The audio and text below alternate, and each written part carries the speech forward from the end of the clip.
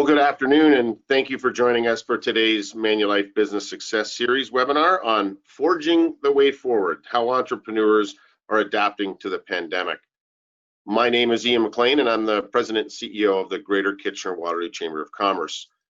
Before we get started, I would like to take a moment to acknowledge that we do live and work on the traditional territory of the Neutral, Anishinaabe, and Haudenosaunee peoples, as we seek a renewed relationship based on the foundation of mutual understanding and respect. Today's session would not be possible without the continued support of our sponsors, like all chamber events. So a special thank you to our title sponsor for the Business Success Series, Manulife.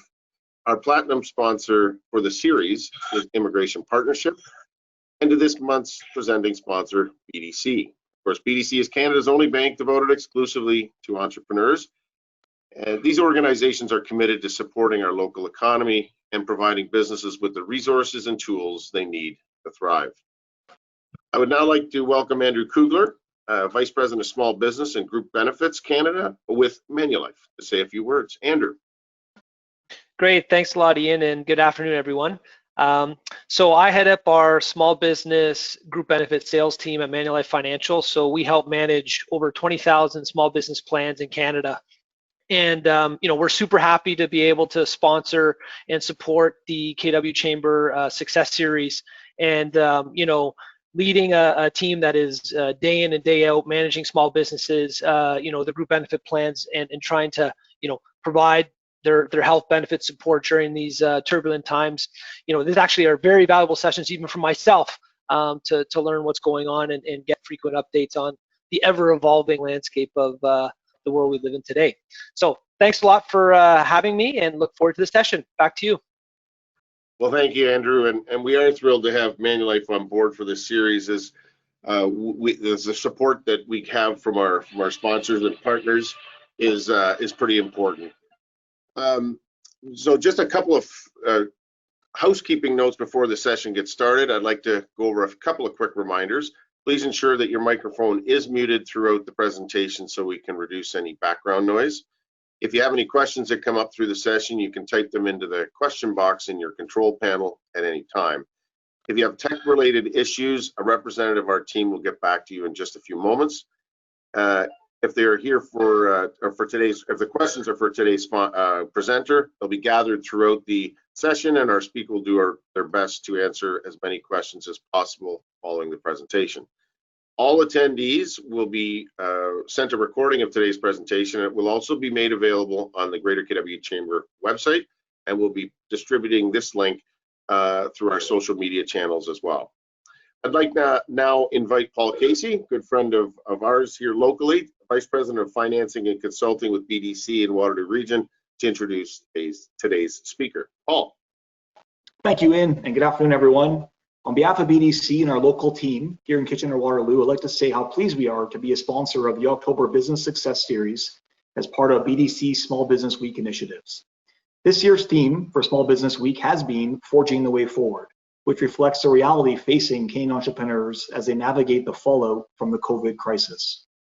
As you can imagine, at BDC, we've spoken to many business owners throughout the pandemic.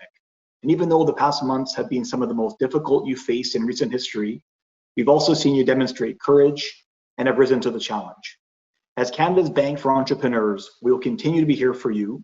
We will continue to offer financing and advice to help entrepreneurs steer through the second wave and to plan their recovery. We're also here to help you understand how the business environment has changed and what you can do to build a future in these circumstances. On that note, I'd like to introduce BDC's Chief Economist, Pierre Cleroux. Pierre was appointed Vice President, Research and Chief Economist at BDC in 2012. He leads a team of experts who analyze economic data to identify business and sector trends impacting Canadian entrepreneurs. A seasoned speaker, he helps business owners understand the risks and opportunities presented by the economic environment. We are very pleased to have Pierre join us today to provide an overview of the economic situation and outlook for the future. Welcome, Pierre. Thank you, Paul. Good afternoon, everybody. I'm very happy to be here today. My presentation has three parts. First, I'm going to talk about the economy. We're going to look at where we are in terms of the recovery, and also what should we expect for the next 12 months. Second, I'm going to talk about new consumer trends. The pandemic has changed the way consumers are shopping, so I'm going to talk about that. And finally, the last part of the presentation is going to be about business. We did a survey among more than 1,000 entrepreneurs across the country to understand what are their priorities for the next 12 months. So first, let's talk about the economy. The world economy is in recession. Contraction this year is going to be 4.4%. Doesn't sound like a big number, but it's actually much bigger than what it was in 2008, 2009. So that's the COVID-19 has really a negative impact on the economy. We expect a rebound in 2021, and the world economy should be back to the pre-crisis level at the end of 2021 or beginning of 2022. The graph that you see now really show you the impact of COVID-19 on every economies around the world. China is actually the only major economy with positive growth this year. And the reason for that is the manufacturing sector is already back to the pre-crisis level, and that's a very important sector in the Chinese economy. But every other major economies like the United States, Germany, Japan, and Canada, they all are going to experience a contraction around 5%. Some European countries are going to have even a more difficult time. France, the United Kingdom, and Italy are going to have a contraction around 10%. So as you can see how the huge impact of COVID-19 on the major economies around the world. And unfortunately, this is not over. When we look at the number of new cases per million, you can see that the situation is actually getting worse in some part of the world.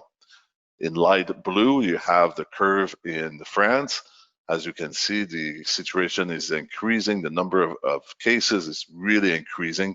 Actually, we expect the president of France to announce a major lockdown today. The situation is not much better in the United Kingdom that you see in red. As you can see, the number of cases is also increasing very rapidly. Same thing in the United States in dark blue. The number of cases is also increasing rapidly, much more than in Canada.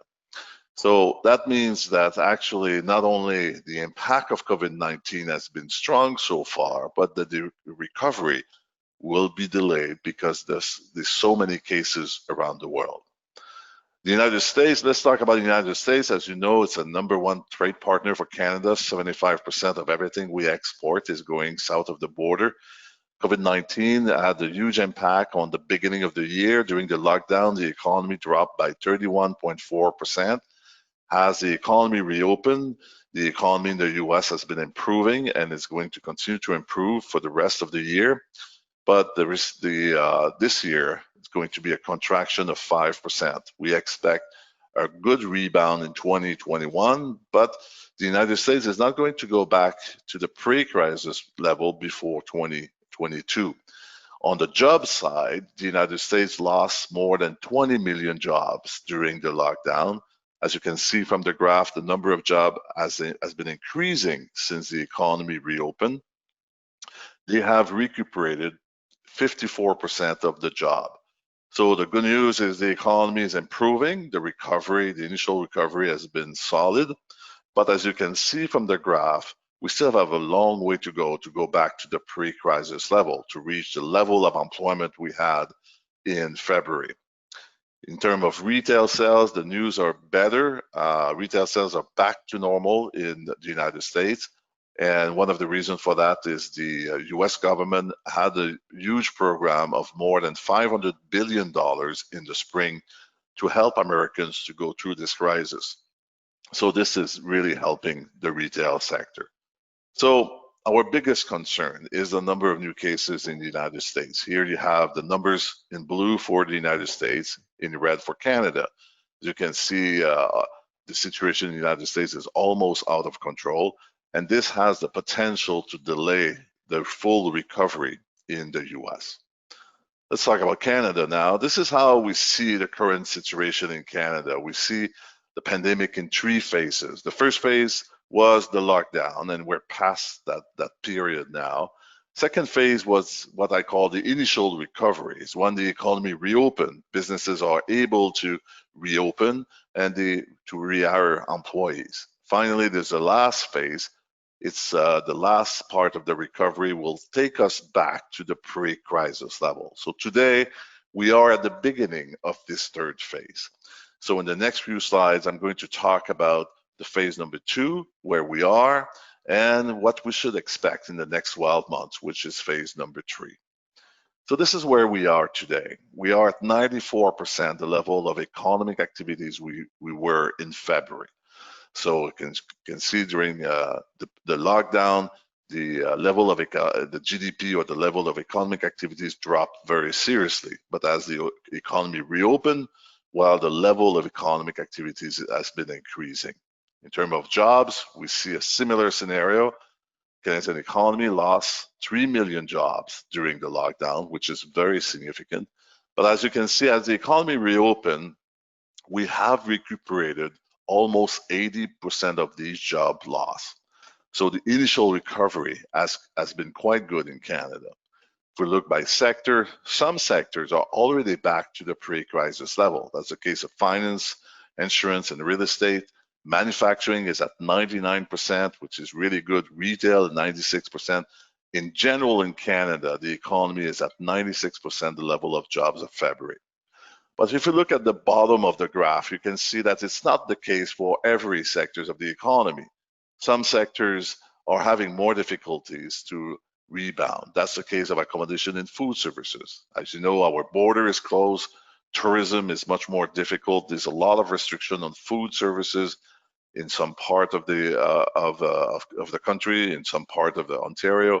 So that's explaining why the number of jobs in food services and accommodation is lagging compared to the rest of the economy. Actually, our initial recovery is quite strong in Canada, stronger than what we expected. We are now at 96% of the level of job of February. We did actually much better than the United States, which is at 93%. So the initial recovery in Canada has been strong, which is a very good starting point, but we still have some way to go. We're not back to the pre-crisis level yet. The housing market continued to do well, better than expected. We thought that when the economy slowed down, that this sector will slow down, but actually the summer has been very strong. Despite the fact that the level of confidence in the economy is lower, well, the housing market is still strong across the country. And retail sales in Canada is actually at a higher level than it was in February. So this is another V-shaped recovery. When we look at some sectors of the retail, it's actually surprising. Some sectors are doing much better than before the crisis. Electronics and appliances are at 109% the level of February. Furniture store are doing better. Building materials and gardening equipment has been very strong. So obviously, many Canadians have spent more money over the last few months, probably because they don't travel as much.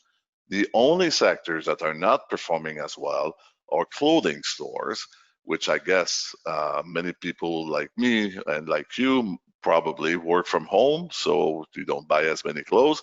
And also the gasoline station. So many Canadians, actually 40% of Canadians are working from home, so make a huge difference in transportation, and we don't travel for tourism as much. But in general, these numbers are very strong. So you might wonder, how come the retail numbers are so strong and the housing market is performing so well if we are in a slowdown and thousands of Canadians have lost their job? Well, actually, Canadian revenue has declined over the last, from the first to the second quarter. So some Canadians have lost their jobs. Other Canadians kept their job, but they're not working as many hours. So actually, total revenue for Canadian has dropped by 7%. But government transfer to Canadian that has increased by more than $200 billion, or has increased by 60%. So the result is our disposable income has increased since the beginning of the pandemic. Disposable income is the total income Canadians receive minus the taxes that we pay to different level of governments. That's basically the money we have in our pocket.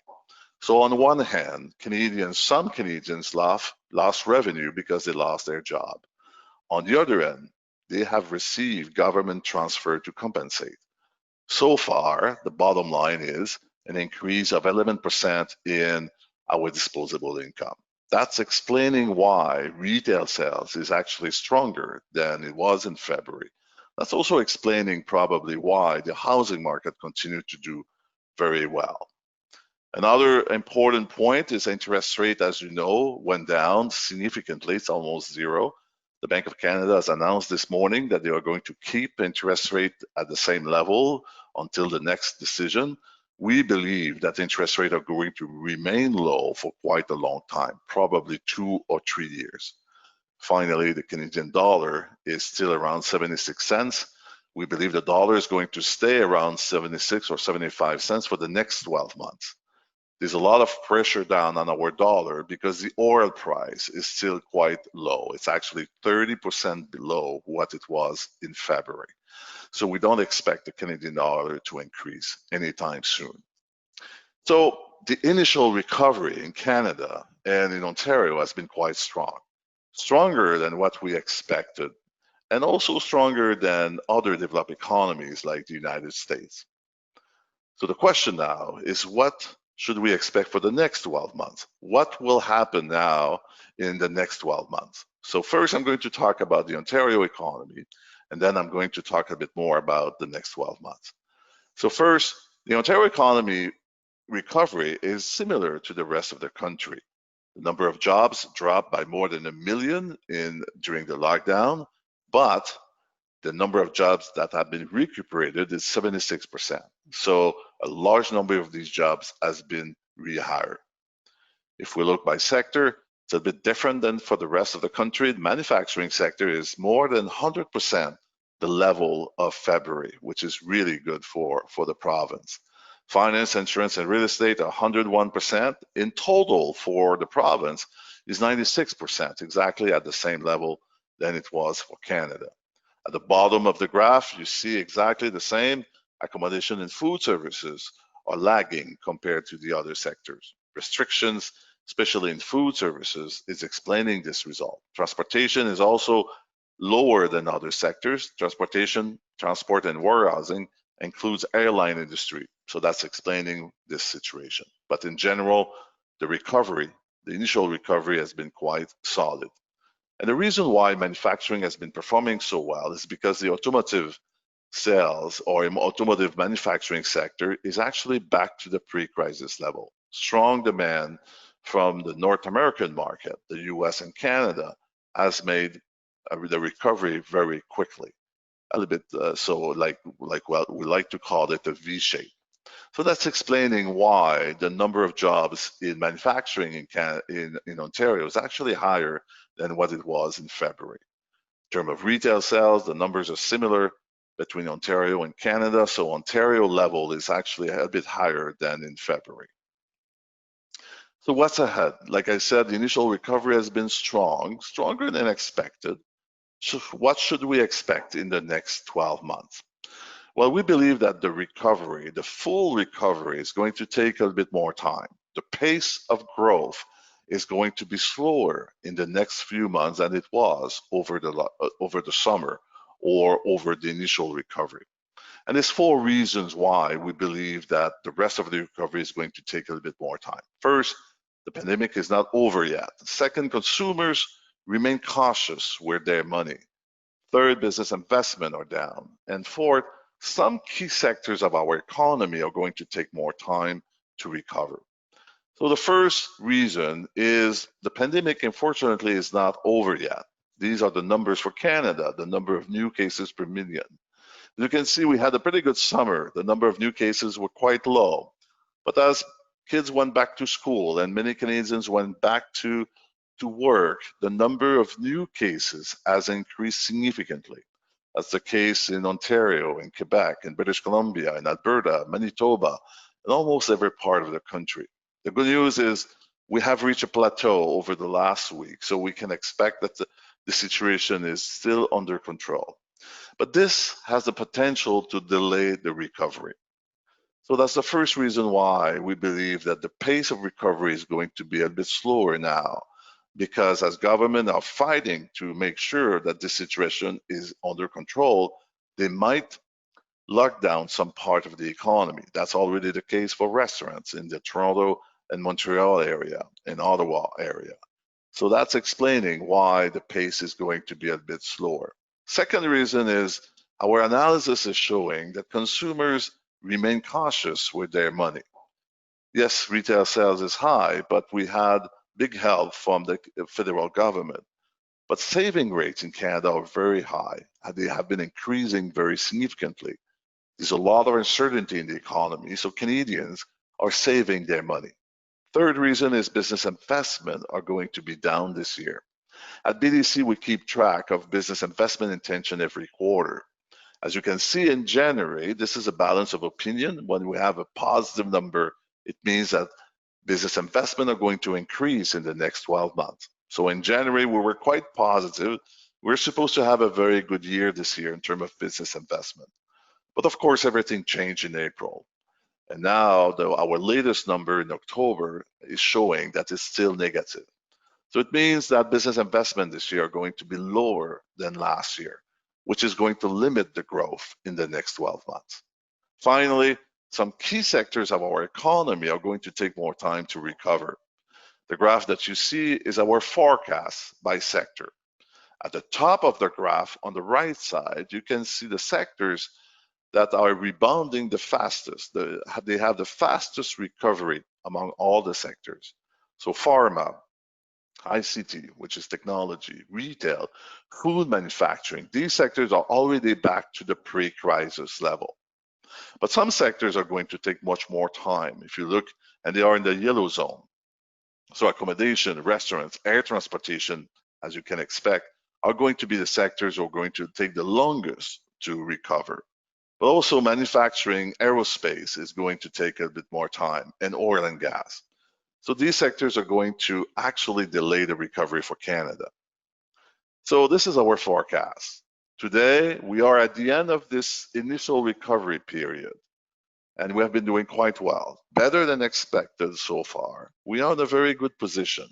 However, as you can see, we're not back to the pre-crisis level. It's going to take some time before we get there for the 4 reasons I mentioned. The recovery is going to depend how we can control the virus in the country. So because we don't know that, we have 2 different scenarios. We have an optimistic scenario that is, you can see at the top of the shade area. So if everything goes well with the second wave, if we can control the virus during the second wave, we don't have to go back to a second lockdown. Well, we believe the Canadian economy is going to fully recover by the beginning of 2022. If we have a strong second wave and we are not able to control it and governments are forced to put some part of the economy under lockdown, well, this is going to delay the recovery. And this is our pessimistic scenario. And we believe that the economy is going to go back to the pre-crisis level only at the end of 2023.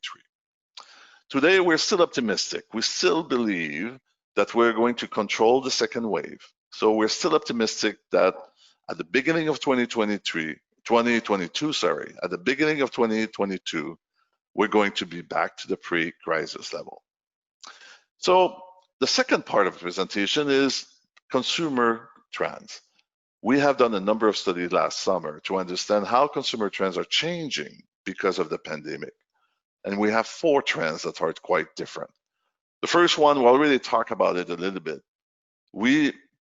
Consumers are telling us that they're not going to spend as much money in the next 12 months that they did over the last 12 months. I know retail sales are increasing, but they are actually supported by a strong government program. But consumers are saving money because of the uncertainty, and they're not going to spend as much. They're going to be cautious about spending. Second trend is the fact that the online business is really increasing, and this is going to continue. 32% of Canadians are saying that they are going to spend more online in the next 12 to 18 months than in the past. The online business in Canada has doubled since February, and we believe that this trend will continue. The online business is not a new trend, but the pandemic has accelerated this trend. So it's very important for businesses to understand that this is going to be a new reality. More and more Canadians are looking to buy online. Also, Canadians are looking to buy more local product. They want to support their community in this difficult period of time. So 83% of Canadians are saying that they're willing to pay more for local products. They want to have a positive impact. So they're looking to buy local products, or at least from local companies, from Canadian companies. Finally, health has become a huge concern for Canadians. They want to feel safe. I know a lot of business across the country has spent a lot of money to make sure that they have a safe environment for their employees and their clients. That's exactly what Canadians are looking for. So 4 new trends. First of all, Canadians are more cautious about their money. They are looking to buy more online than any time before. They're looking for local products to have a positive impact on their community. And also they want to be in a safe environment when they go to a restaurant, to a store, or a shopping mall. This has become very important to them. Finally, the last part of the presentation is about businesses. We did over the summer and try to understand what are going to be the priorities for entrepreneurs in the next 12 months. So first, we look at the impact of COVID-19 on small and mid-sized firms across the country. And the impact has been quite severe. 76% of businesses have lost sales over the last 6 months. Almost half, 45%, have to reduce their staff. So that's a huge amount. 76% have lost profit over the last 6 months. And finally, 39% of businesses in Canada had to take more debt to go through this difficult period of time. So as you can see, the impact on Canadian business has been quite strong. As the economy reopened, the situation is improving. So we wanted to understand what are the priorities for entrepreneurs for the next 12 months. We interviewed more than 1,000 businesses across the country. We talked to many entrepreneurs to really understand what are their priorities in the next 12 months. The first one is to improve their financial situation. Over the last 6 months, many Canadian businesses, they have actually looked to reduce their costs because revenue went down. So they really focus on becoming more efficient, more productive, and reducing their costs. They also work to improve their cash flow. This pandemic came very suddenly. Nobody could predict that this was actually going to happen and was going to be such a difficult period of time. And third, they want to reduce their debt. Like I said, the debt level in Canada has increased for business. So the first priority is to improve their financial situation, but also to reduce their debt level. The second priority, and that's a bit surprising, 40% of entrepreneurs are saying they are going to invest more in technology in the next 3 years than they did in the past. Many entrepreneurs believe that investing in technology is going to help them to reduce their costs, to become more efficient. So that's really the reason why they're focusing on that, which is a great idea because investing in technology makes you more competitive. The third priority is to focus on teleworking. 40% of Canadians are already working from home. Entrepreneurs understand that this is going to be part of the future, probably not as much as today, but even at the end of this pandemic, we believe that teleworking is going to be more popular than before. The perception of entrepreneurs has really changed. According to our latest research, only a few months ago, entrepreneurs are telling us that this is good for innovation. It's actually good for employee productivity, and they believe that is helpful for motivation. So we believe that this is going to be an important new trend. We're not going to go back to the pre-crisis level. In the future, much more people are going to work from home. If we look at the bottom of the graph, 18% of Canadian entrepreneurs believe that their workspace needs will decrease in the future. So we are at the beginning of a new trend. 4 priorities is actually to improve their presence online. We saw on the consumer side Canadian consumers are looking to buy more online. Entrepreneurs gets it. They want to spend money. They want to invest in technology to improve their presence online. They want to improve their website. They improve the client experience on their website. They want to be more active on social media, and they want to be more active in terms of having promotional campaign online. So the online business is also, it's not a new trend, but it's also accelerating. It's something totally new that is going to really change our business environment. Finally, the last priority, 25% of Canadian entrepreneurs are saying that they want to grow their business in this difficult period of time. And the first reason is because they believe it's important for their survival. So they want to explore new markets. They want to explore new product line. They believe that the best way to fight this slowdown is actually to expand their business. So 5 priorities for Canadian entrepreneurs. First, they want to improve their financial situation. They want to take advantage of technology to reduce their costs and become more efficient. They want to focus on teleworking. They want to be more present online. They want to increase their sale online. And finally, 25% of entrepreneurs, they want to grow faster. They believe it's the best way to fight this slowdown.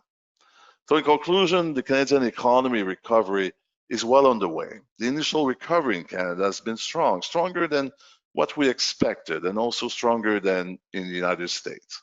However, we're not done yet. We're not back to the pre-crisis level. And the second wave of the virus is going to have a huge impact on the pace of the recovery.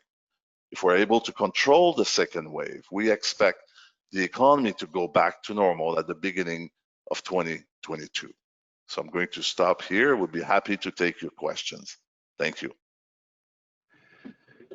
Well, thank you, Pierre, for joining us today and providing us with that overview. Just as a reminder for our attendees, if you have a question for Pierre, please enter it in the chat box now, and I'll sort of synthesize those and go along and ask the questions of Pierre. But to start things off, I'd like to invite Andrew Kugler back. And Andrew, you got a question to start things off with Pierre. Yeah, for sure. First of all, great presentation, Pierre. Really enjoyed the material. I really liked your sort of, 4 trends and 5 priorities. My question is more around, earlier on in your presentation, you talked about, the balance between kind of people having less disposable income being balanced off by the government actually putting through the support programs, et cetera, actually creating an uptick of almost 11% on a net basis. And the question I have for you is, do you have a view around the sensitivity of, what happens if that government funding starts to kind of tighten up quickly in the fourth quarter or in Q1? How quickly could things deteriorate or actually stay the course? So I just kind of curious as to your thoughts on how that balance could shift if the government programs change. Thank you. Well, thank you. That's a very good question. Actually, the federal government has announced that these programs are going to be up to next year. So they are going to stop only in the summer 2021. So this is Canadians who lost their job or lost their revenue will be able to continue to be supported until the summer 2021. After that, the logic or the strategy is that the economy will have recovered, if not totally, almost totally, and these supports won't be needed. If that's not the case, I guess the government will have to revisit its decision. So far, the government programs are going to be good for another 6 months. So we should have a smooth transition between the end of the programs and the recovery of the economy. Great. Okay. Thank you. So maybe to build on that a little bit, and I guess I think you mentioned this in part of your presentation, there are still sectors in crisis, and while on the whole it has been positive, and certainly you highlight oil and gas, the aerospace is another one, and then the whole hospitality, tourism, travel, restaurant, you put those together, really hurting for the most part. These government programs, and that's one of the things where it's worked for large chunks or for the, I would say, the majority of folks. But if you're in the wrong sector, these programs have not been helpful. And I guess that's the question. I mean, for some of these sectors, if they don't revise the programs, what does that do to the sector in the longer term? Like, some of the reports coming out on restaurants could be up to 40% of restaurants could be permanently out of business. So maybe talking a little bit about the government programs and how that drives, from your perspective as an economist, that sector, which are tremendously important to our communities. I mean, the restaurants they're driving lots of jobs and economic wealth in communities. It doesn't translate from the macro necessarily down.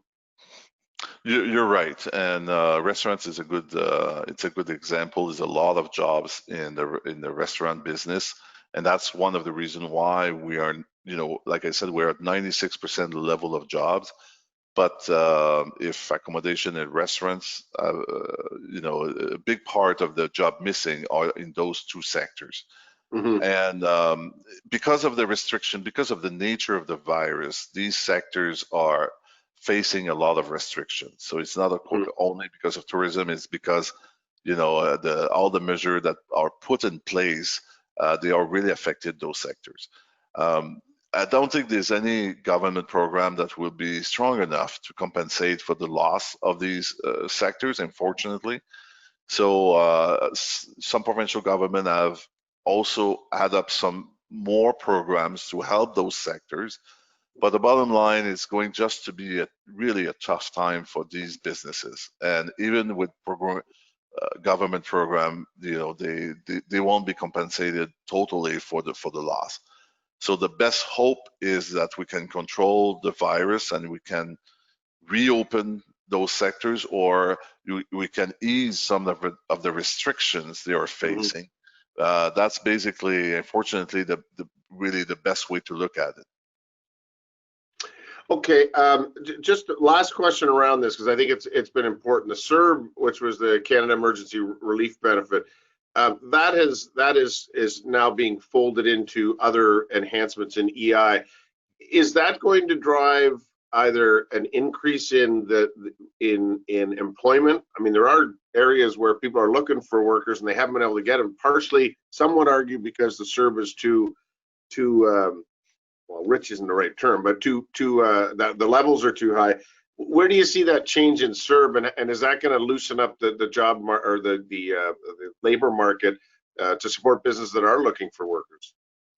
Well, like you said, the CERB has been transferred to EI, and EI has been enhanced to give a chance to Canadians to be supported for those who lost their job.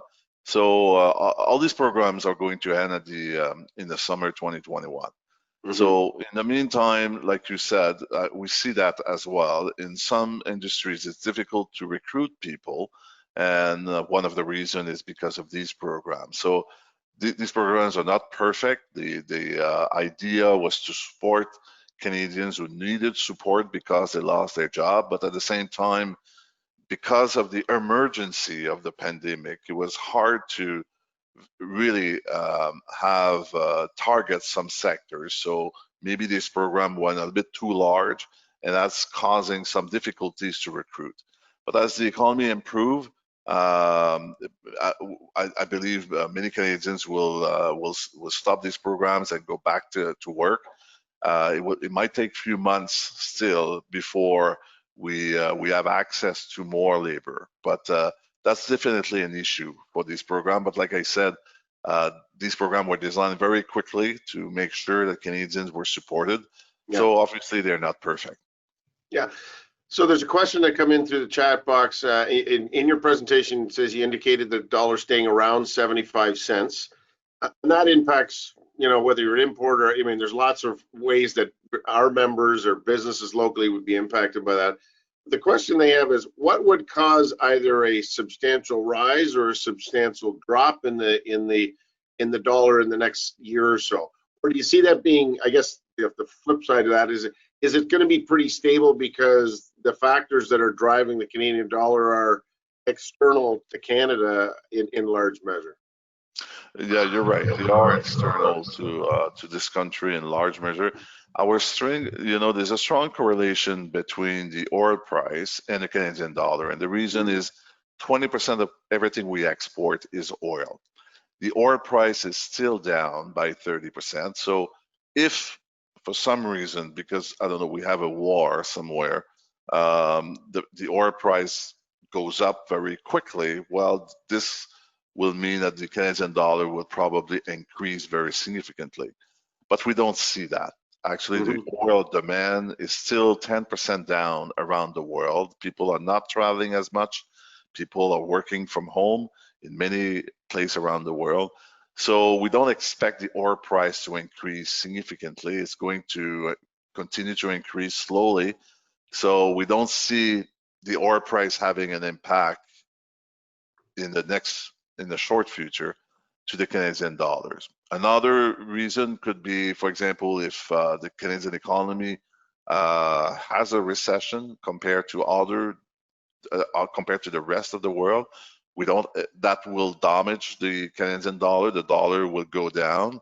We don't expect that either. So far, actually, our recovery has been stronger than other developed economies. So we are in good shape. So that's the reason why I see the dollar around at the same level for another 12 months, because I see a smooth increase of the oil price, which will have probably no impact on the dollar. And the Canadian economy remains solid despite the fact that we're fighting this virus, and we're still below the level of economic activities we were in February, but we're still doing well compared to other economies. We work very closely with your colleagues here at BDC locally, with Josh and Paul and Kirk, and their clients, our members, very closely. One of the things that strikes me on the local level, and I'm interested in how you would look at this. When I'm talking with my colleagues at the Cambridge Chamber, the Waterloo Economic Development Corporation, Communitech, which is our tech association, I mean, we're always struggling with saying there's still a lot of the economy that's in crisis, and I think we talked about that in relation to the government programs. But we still have to be planning for what the future is in that recovery, because and you got to that in some of your presentation. What's the future trends?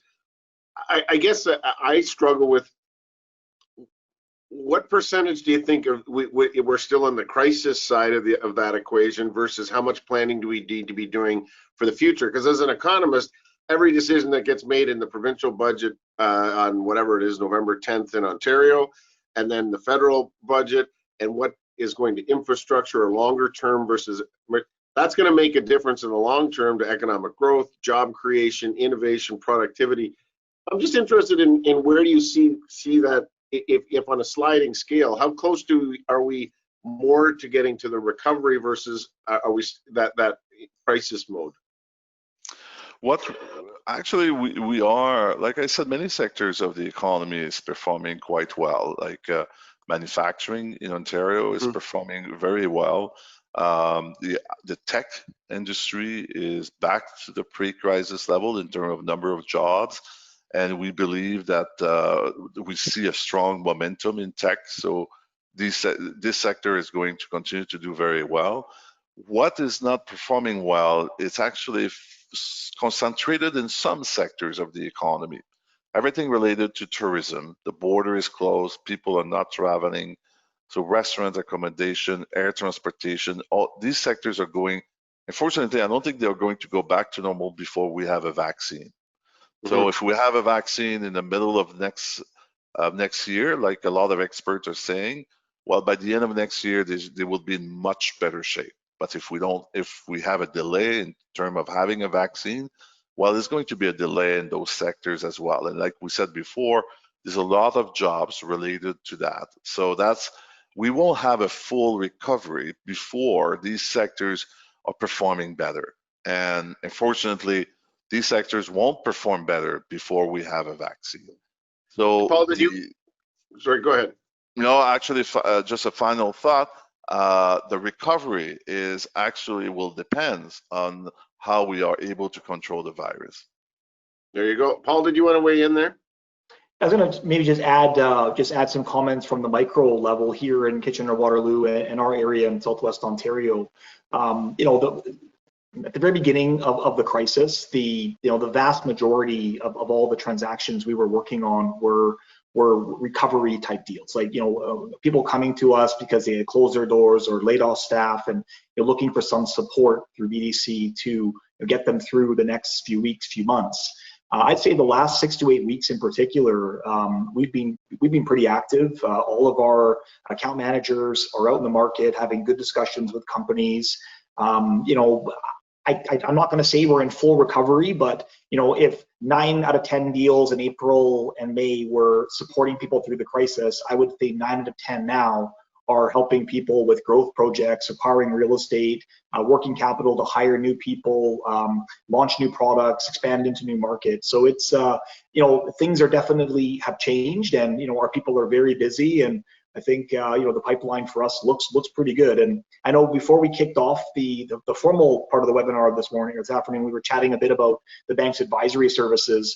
It's the amount of demand for that right now. It's we've never seen it as high as we have, and it's we have some really great people out there having a ton of good discussions. And yeah, I think for the most part, the last month or two, it's feeling like not necessarily back to normal, but the level of activity that we're seeing with our people, the level of activity in the market, and the opportunities that are starting to percolate from the market is starting to look a lot like it was back in January, February, March before the crisis.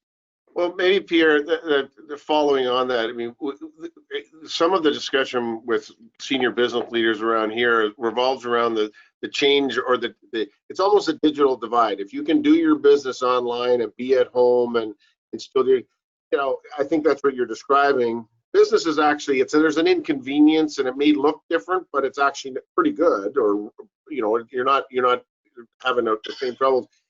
If you're front facing in your retail, or you rely on people gathering, that's something that I think I hear you saying it probably right, is that digital divide means the ability to congregate is almost the defining characteristic of those sectors that are really hurting right now, in addition to oil and gas, obviously. So that to me is that digital divide has become pretty obvious over the last 6 months. Is that a fair way of sort of dividing the haves and have-nots? Definitely, and what we have seen during the lockdown is businesses who were selling online, they performed much better. They were actually never closed, even if technically their business were closed, but they were selling online, so they were still producing, and there was still some revenue coming. And that's why we see a momentum right now. Entrepreneurs, they really got it. They understand that the online business is actually growing very rapidly, and we believe, and they believe, that this is not going to be over after the pandemic. I think we are creating habits. According to our survey with consumers, 50% of Canadians bought something online during the lockdown that they never bought before. And 84% of them said we'll continue to do it because they saw the benefits of doing it. So like I said, the online business is not a new phenomena, but the pandemic has accelerated this trend. And I don't think we'll go back to the pre-crisis level. Same thing with teleworking. The perception has really changed. Many entrepreneurs were not really keen on teleworking, working from home before the pandemic, but they were forced to do it during the lockdown. And many entrepreneurs now believe that it's actually good for productivity. It's actually good for innovation. And they realize that motivation is a big factor. Employee motivation is much greater. So again, according to Statistic Canada, 40% of Canadians are working from home today. I don't think when everything is over, we have a vaccine, I don't think it will be that high, but it won't be as low as before. There's going to be a new balance between working at home and working on the workplace. So this pandemic is changing our business environment. So it's important for businesses to realize that. Yeah, and I think that's again following up. We had your colleague Sal Rabani on from BDC on a radio show last week talking about the advisor services as people, small, medium entrepreneurs, small, medium-sized business primarily, are trying to figure out how they make that pivot. And you've got some great programs at BDC to be able to, Paul and Josh and his team that can help locally. Two more questions, and then we're going to be out of time. I could go on all afternoon. This is a fascinating conversation. And I don't want to get lost in it. I know you will understand it. Some of us don't understand it as well. But I think there's all this talk about V-shaped recovery, and then there's a K-shaped recovery. What is a K-shaped recovery? I mean, I think you touched on this, but for those, when we see that in the news media, I kind of throw my hands up, not sure entirely what they're talking about. What is a K-shaped recovery? Actually, go ahead. No, actually, the key shape, the V shape is one after a strong decline is a very strong recovery. The sector rebounds very quickly. A K shape is some sectors are going to do great. Some sectors are going to have the opposite. They're not going to recover very quickly. So some people are worried that it's going to be a lasting impact, that this is going to be there for a long period of time. I don't think so. I think the sectors that we understand very well why some sectors are not performing well because of the restriction of the COVID-19. Yeah. But at the end, when we have a vaccine, these sectors are going to come back. So I'm not too worried. Unfortunately, it's going to take a vaccine to make accommodation, food services, entertainment, like cinemas, conferences, all these industries will need a vaccine before we can go back to normal there. But we will go back to normal. It's hard to see it now. I understand that, but in the next 12 months, we should be able to go back to normal in those sectors. All right. Now, everyone's favorite subject, 6 days from the U.S. presidential election, because with the old adage when my dad was in Parliament is if the elephant south of the border has a sniffle, we get a cold. Whatever analogy you want to work, we rely and are subject to, as the U.S. goes, in large measure, is how we go. So maybe, the election results, how do you kind of incorporate, as you're doing your kind of qualitative analysis of where you think things are going? Have you already, quote, quote, priced that into the market of what does a Biden presidency mean versus Trump, having another train wreck for 4 years with Trump on trade, on foreign relations, all those sorts of things? How do you sort of price that into the BDC's assessment of what it means for business? Yeah, well, if Mr. Trump is reelected, nothing will change because his program is to keep taxes low, and has not a lot of involvement in the economy, not even in fighting the virus. So if we continue with Mr. Trump, I think the situation would be the same.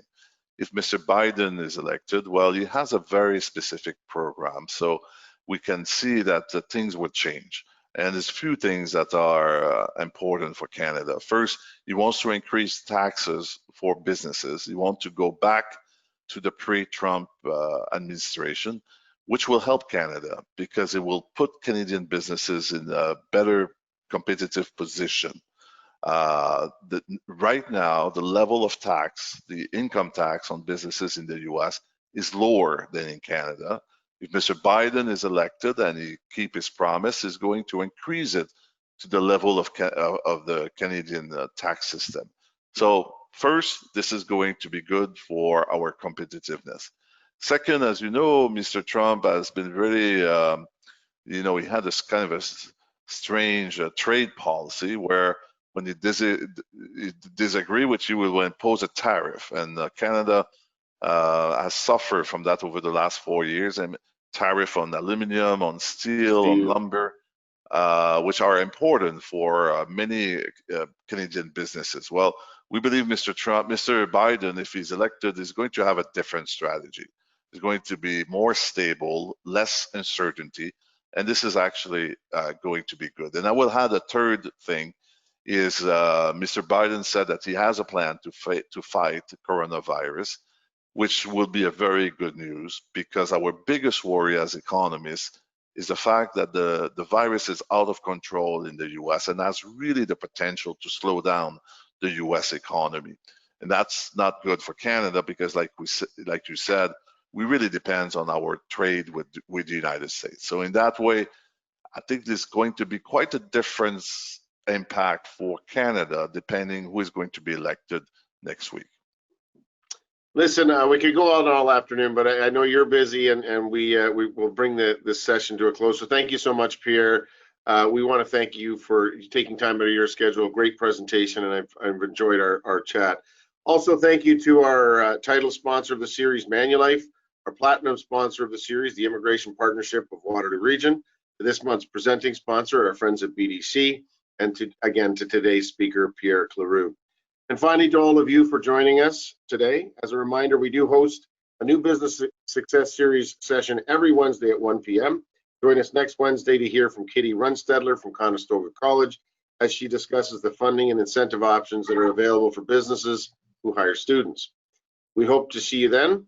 For full details and to register, visit our website at greaterkwchamber.com. This recording will be made available to all those in attendance. It'll also be shared by our social media and on our website. In case your colleagues haven't seen it or would like to, there's lots of ways that you can view this session.